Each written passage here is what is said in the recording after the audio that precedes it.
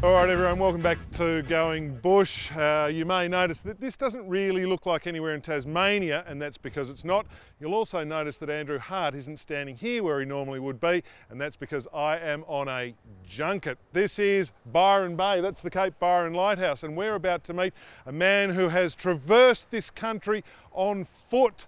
He's travelled from the westernmost point to here. He's about to arrive here at the easternmost point. It is a story of absolute pure inspiration. Meet 69-year-old Vlastik Skvaril. He's a retired cheesemaker from Burnie and is just moments away from becoming the first person to run across the continent of Australia, a distance of almost 6,000 kilometres covered in exactly 100 days. This is Australia's Forrest Gump. Other people think I'm crazy. And I think they're partly right about it. I think it's much more difficult for Joe, who is not crazy and has to put up with me. But in general, people have been very supportive, and I believe the majority wished me to succeed. Vlastik's support crew for the epic journey has consisted of his wife Jo and their trusty 1984 Nissan Urvan. Across the searing deserts of Middle Australia, the trio has made relentless, painful progress to finally arrive at Cape Byron, the easternmost point of the continent. The sea was very special feeling too, because I haven't seen it for 100 days. So it was really good to see it from the top of the hill. But I'm reflecting on the past 100 days even more than on it's concentrating on the sea somehow, and I'm almost sorry that it's coming to the end. This isn't Vlastik's first ultra run. A couple of years ago, he ran from the bottom of Tassie to the tip of Cape York. His wife Jo thought that might be enough to cure him of the running bug, but this latest trek has been longer, hotter and harder. First I didn't say nothing because I wasn't sure if he really meant it or not. But after that, it's okay. If he's doing it for a good cause and he likes to running. Vlastik's good cause this time around is Canteen, the charity supporting teenagers living with or affected by cancer. Last year, Vlastik applied for and received a community assist grant from Forestry Tas, and that $9,000 donation has covered the costs associated with doing the run. With a lot of fundraisers, they need to take off their costs. And so in the end, we don't get as much as we would like. But with Vlastik, the fact that his costs are all covered by Forestry gives us the opportunity that every cent that he raises comes directly to Canteen.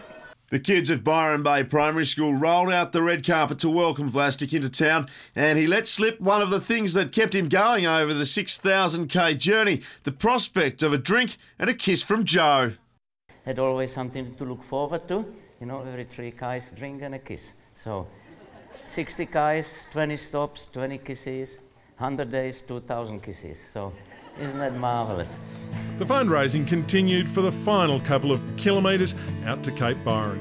That is fantastic, well done. I just think that's really wonderful. Yeah. You're just an inspiration. Yeah. Then after 100 days, 6,000 kilometres and more than 11 million steps, the end.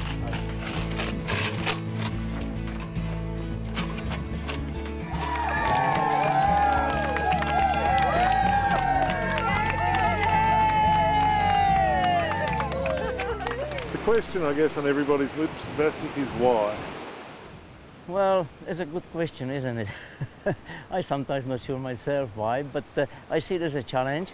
I like to run, and I like to do something useful with it for some other people, and looking always for some challenge, do something which really is a bit different, you know, which not everybody does. Vlastik's Bay to Bay run was just one of a number of community, charity and sporting endeavours supported by the Community Assist program last year. All of those groups, they're doing great things for community building within Tasmania. They just need a bit of a hand, and that's where the Community Assist program really helps them out. They really appreciate it and they can do some really great things.